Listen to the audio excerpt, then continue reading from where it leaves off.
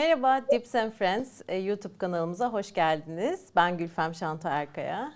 Merhabalar, ben de Ebru. Hoş geldiniz. Bugün konumuz trendler, fashion, moda dünyası aslında. Ve bizimle birlikte İngiltere'den bir konuğumuz var, Sue Barrett. Hello, so welcome to Dips and Friends YouTube channel. I'm Gülfem Şanto Erkaya. And this is Ebru. And today we have a guest speaker from United Kingdom, Sue Barrett. She is a creative strategist and trend forecaster. But what Sue means to me is that she has always inspired me through my professional life, let's say. And not just because she forecasts trends, but because she anticipates the shifts in consumer behavior. And I would like to say she's my best shopping, vintage shopping buddy. And we have kind of like this route we've built actually over time since we've known each other. And this feels like forever, probably like over 30 years now. And every now and then we make the same route, we sit at the same cafe, we shop the same places, and we have amazing conversations. And I've learned so much. I got so inspired by those conversations. I had the privilege of taking the trip with you guys. It was such inspiring moment. Yes, exactly. So here's Sue. And Sue, please go ahead and just like say a couple of words about yourself before we dive into the questions. Oh, thank you, guys. It's lovely to get that glow. And actually, I wish that we were in Portobello right now. It would be so nice to be there. We are really overdue that trip. So yes, we have known each other for a really long time. And I was working at Wrangler back in the day when we met across a very corporate VF table. Camillo was in the room, and I always remember Camillo because out of everything he said, the only thing that I ever speak was his volume would go right up, would go ring, ring, because he was pushing the premium offering on the table. So we've had the pleasure of many episodes and so many chapters on the journey of life we've had together, which is amazing. And yes, I think I'm really fortunate in that I've had just like a ridiculously interesting career working with really fantastic, passionate people, especially at a time when the industry and the world feels a bit uncertain. To bring positive energy and passion into that mix is just crucial. You know, we don't need numbers, we don't need fear, we don't need all of that. That's available. That's always available. What we actually need is kindred spirits and leaning in together and just really remembering, what we make products for is for people to have on their journey of life. We want to make products that people fall in love with because people don't need the noise. They don't need too much stuff. They just need great companions in life. And products can be that if we slow it down, do it properly, do it meaningfully. And I think that's very much what I, stand for. And in all the work that I do, it's like, does this match the values of the consumer? Does this match the values of the students? Does this match the values of the world? Because if it doesn't, it's just a waste of time. Absolutely. We all agree. We agree with that. And we just want to ask you many questions, but I'll start with one. Can you remember the first time you felt seen in denim? Yes and yes, because two memories come up in the same moment. My first pair of jeans, I must have been 5. And they were, the Spanish brand Lois that had like a massive leather patch on the back, especially when you were little. They were flares and they had amazing yellow piping down the side and this huge leather patch on the back. And I'd never had anything like that. You know The Sound of Music? The nun in The Sound of Music used to take all the curtains down and make clothes, like floral outfits. That was me as a child until I got these Lois jeans and I was like, what? That was amazing. That's maybe not being seen. Maybe that was me seeing myself. Actually, as you mentioned that, it brought up a memory of being in Tokyo. And I think I was there with the WGSN crew at the time. So I was there with Amy Leviton. I think I was there with Katie Rutherford. Lucheska was there. And we were walking around Yoyogi flea market. And it was probably, I think it's Sunday morning or Saturday morning. And of course, it's just incredible. You're there, like everybody's got their blankets on the floor and all their products on the floor, and just everybody's so polite, and you feel like you're in just like, you know, vintage heaven. And then in the background, I heard a noise that I recognised.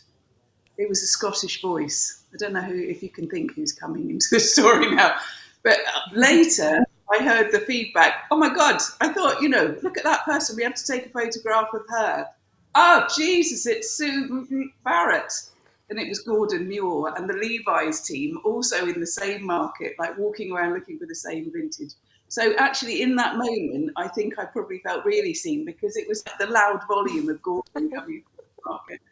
And of course, he brings the noise and the energy. I was triple denimed because I was there in like a vintage Wrangler waistcoat, Lee overalls that I tied around the waist, and vintage Levi's.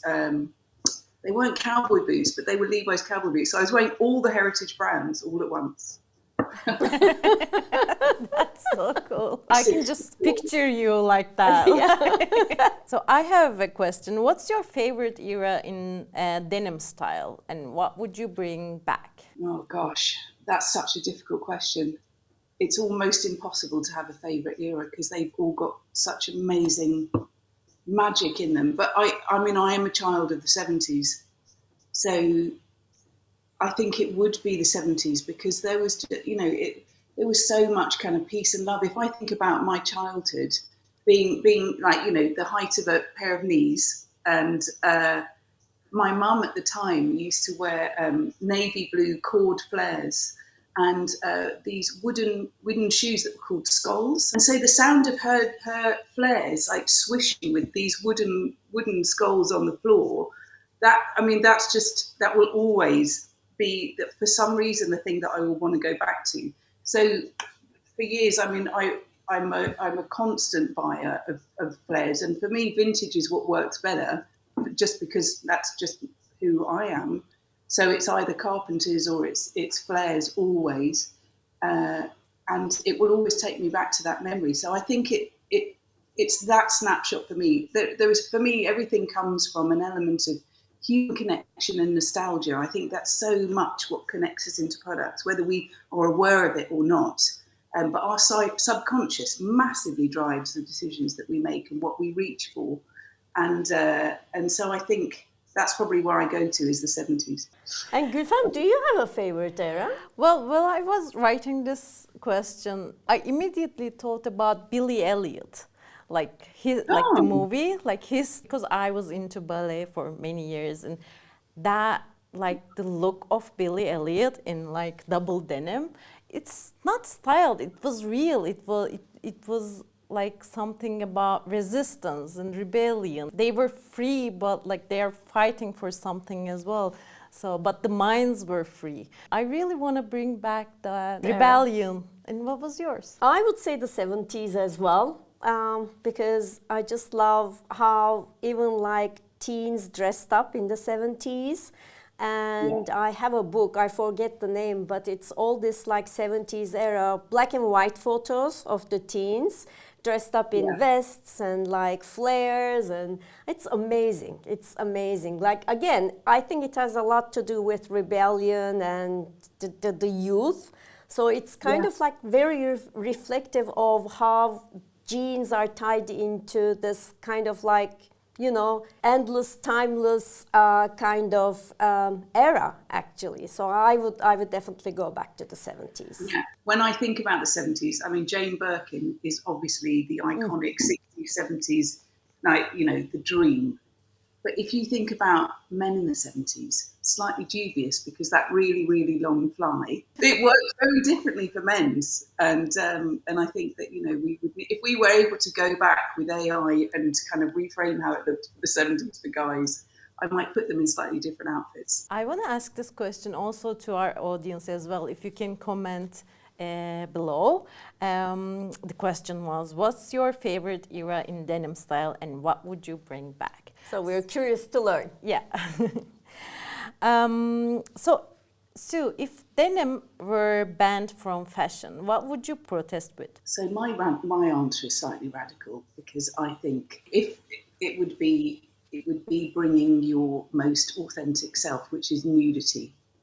I think that if somebody starts taking something away from you, from life, you have to go in there with your fullest, most authentic energy. That takes us back to the essence of who we are. And if you think, I spent a lot of time sort of traveling and being in Holland and in the Nordic region, and they're kind of like super grounded way of being with nudity. It's like, this is my skin, this is who I am. It's very visceral. It's very elemental, but they had strong kind of groundedness to it. And so I think within that, if something's taken away, then that's where you go to.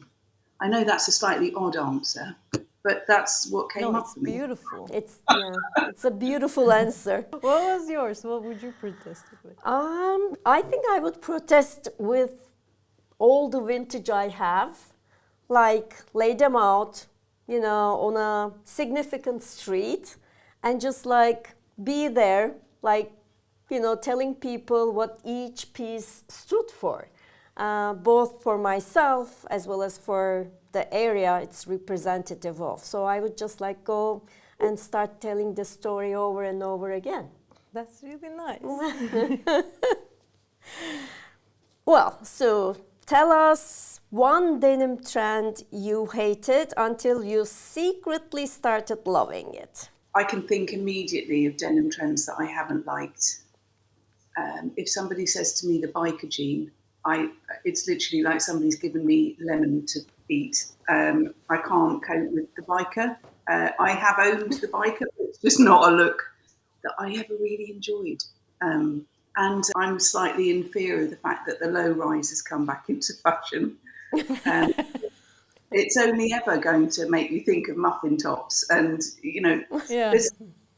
it's only made for like young, tiny, skinny people who are 12 to 16. So those two trends I didn't particularly enjoy, even though I was much younger, so I could do all of that. But yeah, I think it's hard for me, because even though I am a trend forecaster and I have been in that profession for 25, 30 years, for me, trends on a personal level aren't the thing that I enjoy. For me, I've always been a magpie for vintage. When you go into a vintage shop, what you get is this unpredictable being brilliant, unpredictable pattern and colour and size and shape, and the feel of vintage. It's something so. There's an alchemy that happens when you go into that sort of, what are you going to get, and the unpredictability. So for me, if I think about the trends and I think about how I've seen that happen, it would be probably eras. So thinking about, there was an era in the sort of early noughties when I was living in Belgium at the time, and I had the great fortune to go to one of the stores from Dries van Noten that was in Antwerp. It was a beautiful store. When you went into the store, it was all beautifully carved wood going up the stairs. It was just this incredible maison de Dries van Noten. And they used to have these beautiful books. They were like A5 little books that they would produce from their collections.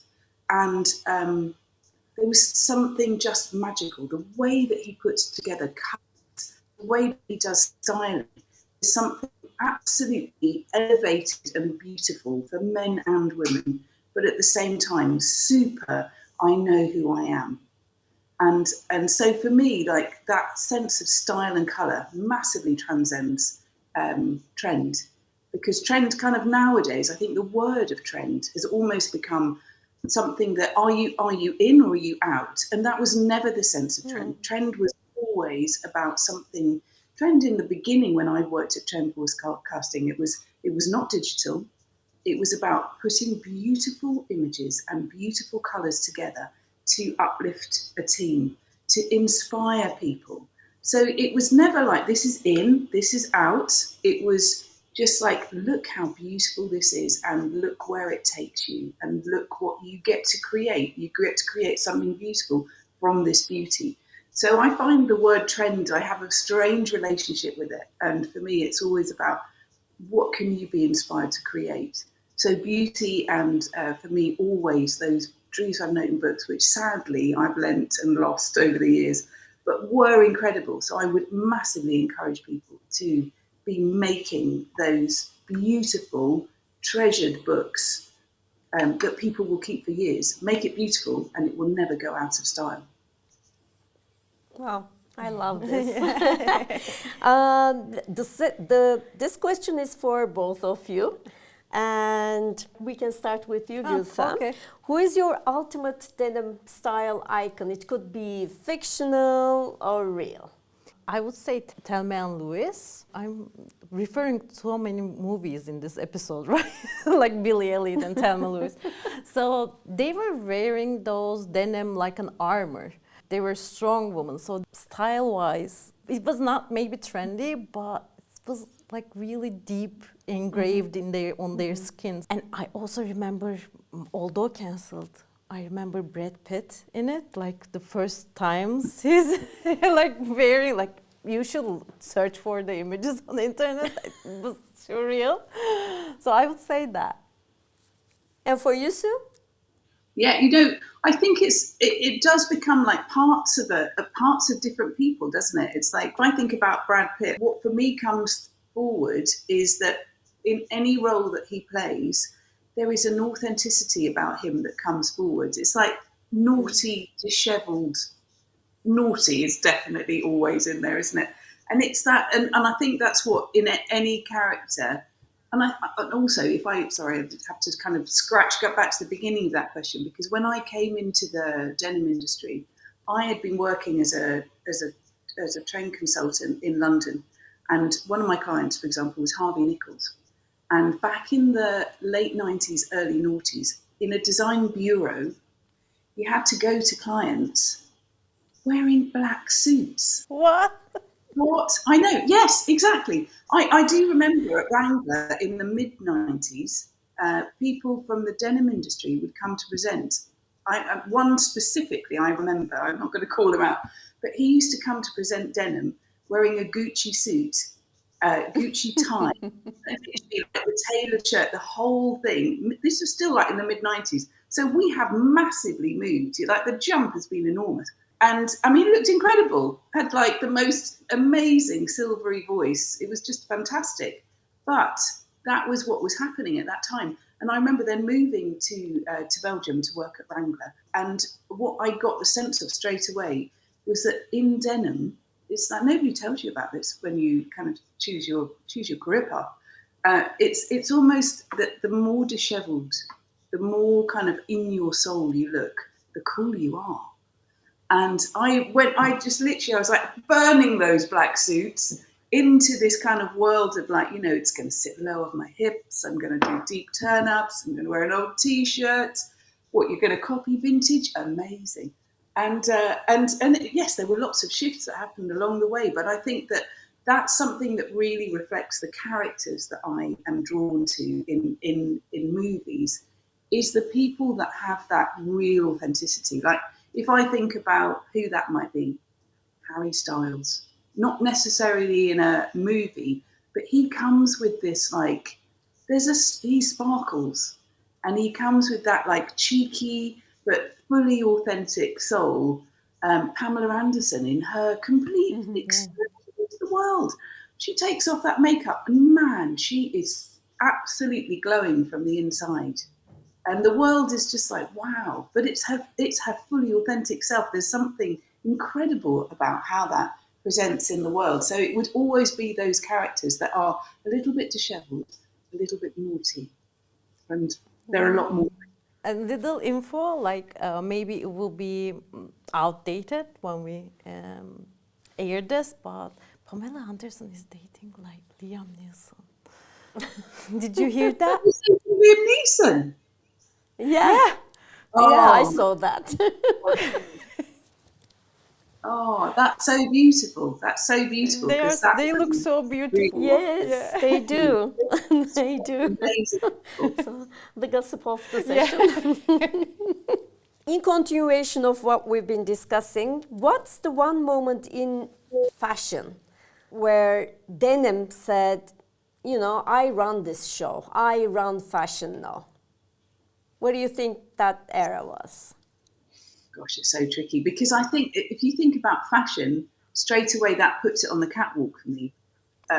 I always think that kind of in that moment, it's like, when was fashion kind of the center of the catwalk? And now it's like, there's more denim on the catwalks because people are looking at the catwalks. Catwalks were never for the high street, really. It was, if you think about even in the 50s and 60s, it was very much kind of still like ateliers.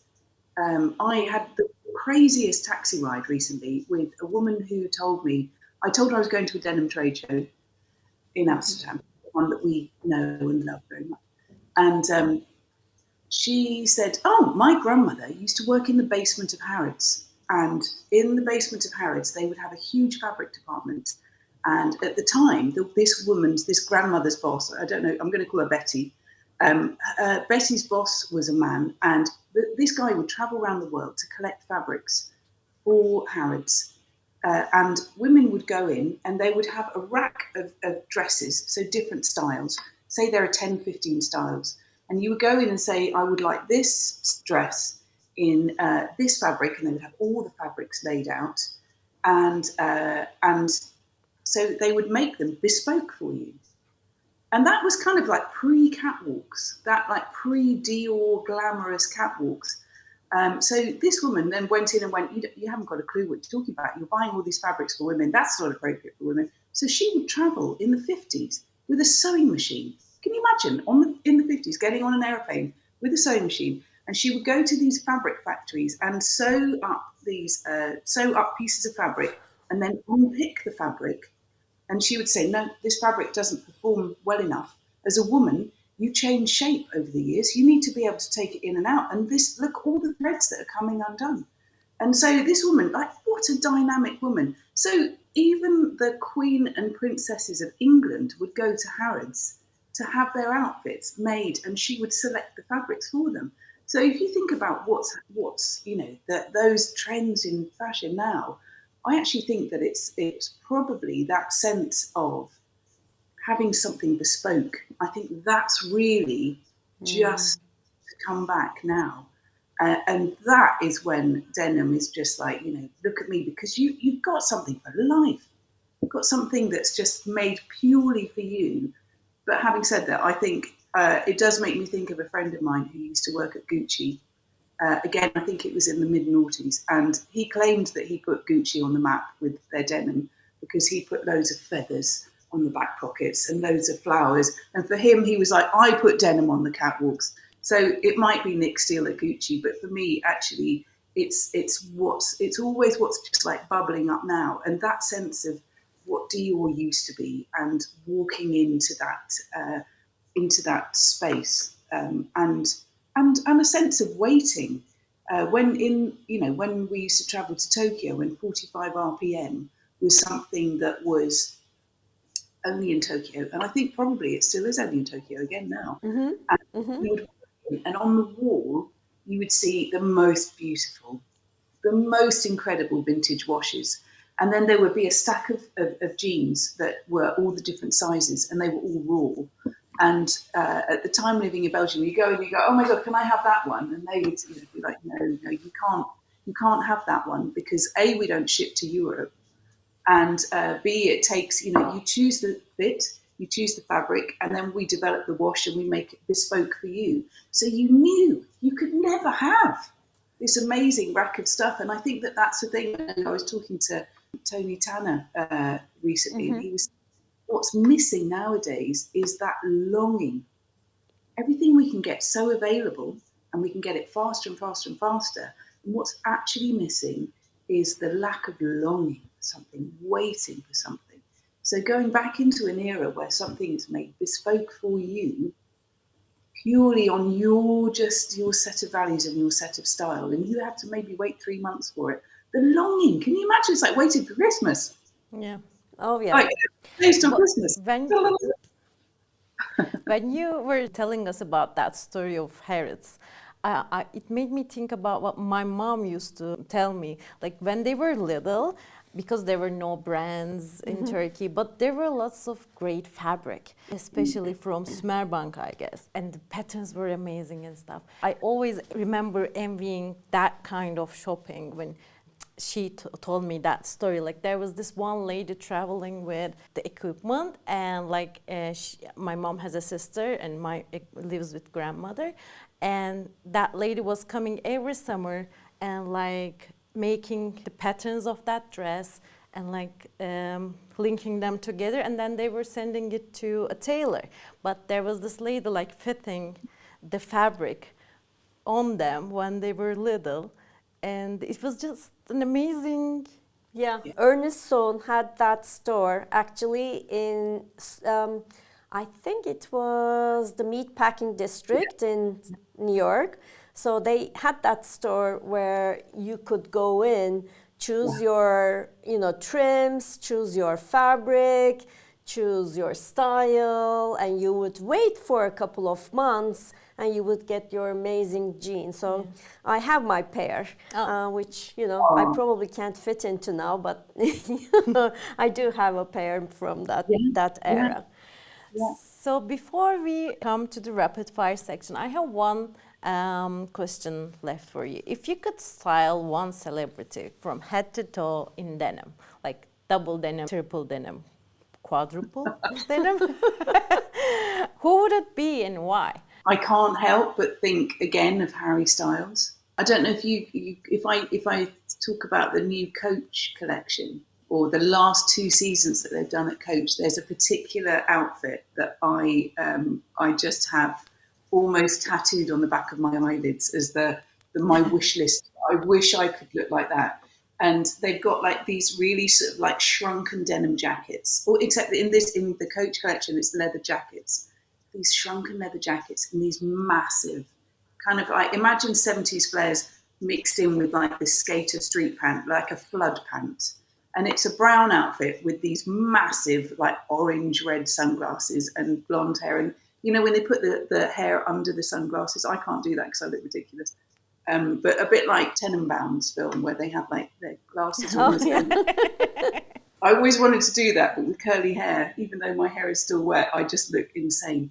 And that is that I'm like Harry Styles in that look, but in great denim, with maybe, like a shrunken Levi's jacket, and with maybe his name embroidered, but obviously one that you found in Pasadena. And then these beautifully washed jeans. I mean, amazing, but beautifully washed as in from vintage, from Pasadena. So I would basically take Harry to Pasadena and just go behind that curtain. I'm going to put you in here. I think you'll love it. Harry, hear us. You'll love it. This is Gülfem's favorite part where we have a rapid fire, couple of questions. This or that, trendy or timeless? Timeless. Uniform style or constant change? God, can I have both? Yeah. Yes. Capsule wardrobe or chaos? Chaos.